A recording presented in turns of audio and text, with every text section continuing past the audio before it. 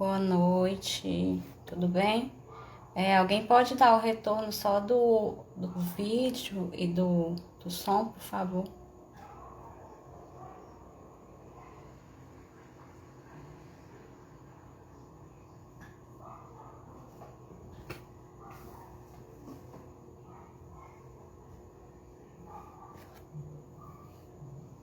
Obrigada, Cristiane.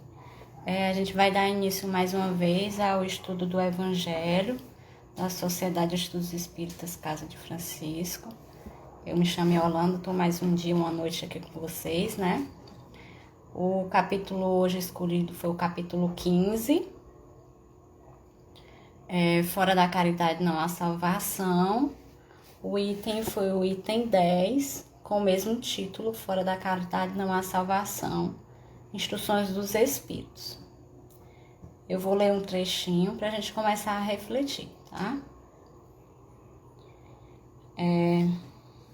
Meus filhos, na máxima fora da caridade não há salvação, estão encerrados os destinos dos homens, na terra e no céu. Na terra, porque à sombra desse estandarte, eles viverão em paz. No céu, porque os que a houverem praticado acharão graças diante do Senhor. Quando a gente inicia a estudar o capítulo anterior a esse, vem um título que fala sobre fora da igreja não há salvação. E aí eu trago a primeira reflexão para essa noite, para a gente poder começar, né? Quando a gente fala fora da igreja não há salvação, a gente limita a ação do homem. E a gente acaba separando, dizendo que eu tenho que estar dentro de uma igreja, eu preciso estar dentro de um centro espírita, eu preciso estar dentro de um templo para praticar a caridade. E não foi isso que Jesus fez, né? Jesus, quando quando veio dar as lições dele, quando veio demonstrar para a gente a lei do amor, ele falava para o povo no meio da rua. Conforme ele ia andando, ele ia pregando, ele ia demonstrando as leis de Deus. E aí, quando o Espiritismo vem e traz essa máxima, fora da caridade não há salvação, ele acaba mostrando para todos que estudam o Espiritismo, para todos os outros que não são espíritas, mas que veem no Espiritismo um caminho, ele acaba demonstrando que não é por eu ser espírita que eu serei salvo. Não é porque eu estou dentro de uma casa espírita que eu encontrarei o reino dos céus, né? E aí a gente continua a refletir que o que vai me colocar diante de Deus, né? Que o que vai me colocar numa evolução, num patamar evolutivo melhor, digamos assim, são os meus atos, aquilo que eu faço e não o que eu falo. Falar é muito fácil, fazer é mais difícil, né? Mais na frente, nesse capítulo, nesse item, né? Eu vou citar outra frase que eu acho bem interessante para a gente poder refletir. Submetei todas as vossas ações ao governo da caridade e a consciência vos responderá. Não só ela evitará que pratiqueis o mal, como também fará que pratiqueis o bem, porquanto uma virtude negativa não basta, é necessário uma virtude ativa. É o que eu acabei de falar, né? A gente fala muitas vezes e a gente não faz. E muitas vezes a gente pode se pegar e se perguntar: eu não tenho oportunidade de fazer caridade, porque eu não tenho dinheiro, eu não tenho posses. Mas se a gente ler um pouquinho sobre o Evangelho, a gente pode ver que não existe só a caridade material, existe a caridade moral. E aí a gente tem que parar e olhar ao redor, né? Para a gente poder entender que todos nós somos instrumentos de Deus e todos nós temos sim condições de praticar a caridade, seja ela um pouquinho a cada dia, né? Muitas vezes nós não compreendemos a função daquele que se encontra ao nosso lado, numa família, ou aquele mesmo que passa pela gente no meio da rua. E a gente acaba não compreendendo que são oportunidades que surgem no meio do caminho. Estudando o Evangelho, eu me lembrei de um versículo da Bíblia de Lucas, né? Lucas 14, que fala sobre o banquete. Quando for dar um banquete, quando for fazer uma festa, não chame aqueles que podem lhe retribuir com uma festa também. Não chame só os ricos, os amigos, os parentes, mas chame também os pobres, os estrupiados, que aí ele fala, né? Chame os pobres, os estrupiados, os aleijados, aqueles que necessitam também de um pouco de felicidade, né? Porque se eu faço uma festa, eu vou proporcionar àquele que nunca teve um pouco de alegria.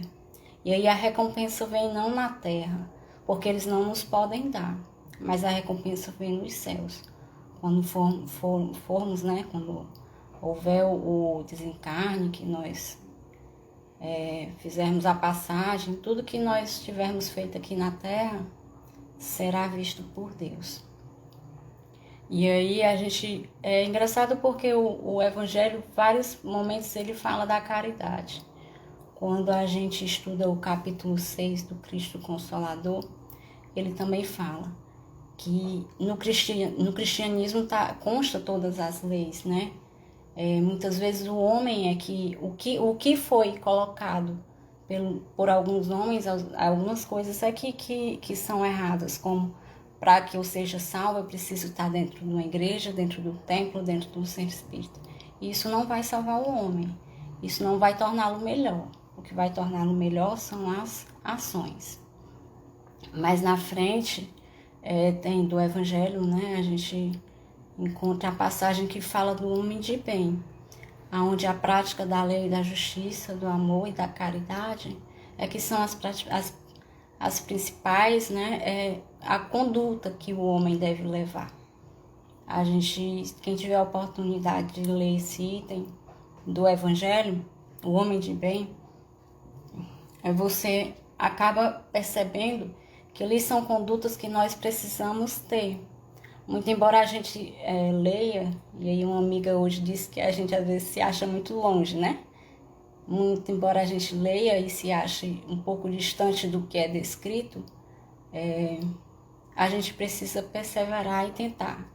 Um pouquinho a cada dia se aproximar desse homem de bem que Kardec nos relata no Evangelho. Estudando aqui um pouquinho, tem no final do item, eu vou ler também outro trecho, tá bom?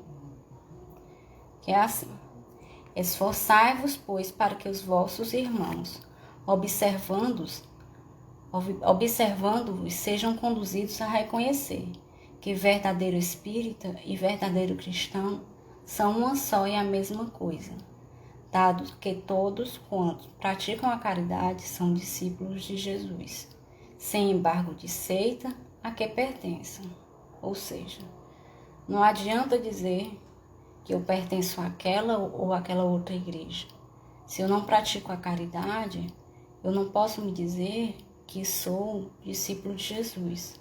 Eu preciso estar em conformidade com as leis de Deus, com a lei de justiça, do amor e da caridade, para estar em conformidade com Deus.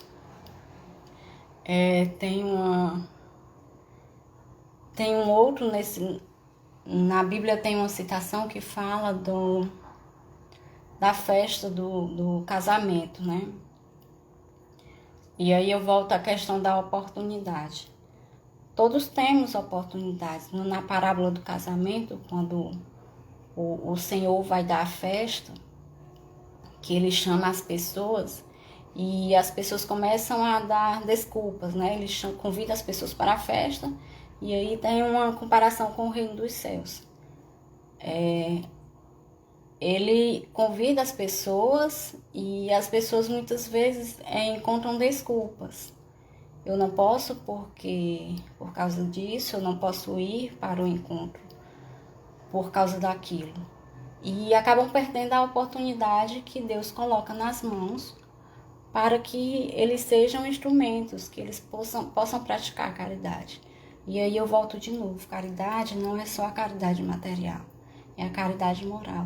É lógico que se você tem a posse e pode praticar, não só dá o dinheiro, mas propor que a pessoa consiga o próprio dinheiro. Essa é a verdadeira caridade. É propor um curso, é propor uma atividade, é propor algo que ele próprio se dê o sustento. Porque aí sim é que você vai dignificar o valor do dinheiro, o valor da caridade que você está proporcionando. E tem a caridade moral. Muitas vezes a gente tem a necessidade de praticar aquilo dentro da família. Muitas vezes a gente tem a necessidade de praticar aquilo no meio social que a gente frequenta. E muitas vezes o silêncio, ele é mais caridoso do que a palavra. Então eu deixo esse capítulo para que a gente possa refletir um pouquinho, que não é porque eu estou dentro de um templo, né, de uma igreja ou de um centro espírita que eu serei salvo. Eu só serei salvo, eu só verei o reino dos céus pelas minhas ações, pelos meus atos em conformidade com as leis de Deus. Gente, eu queria agradecer aqui a presença de vocês e desejar um ótimo fim de domingo, né? E uma boa semana a todos. Boa noite.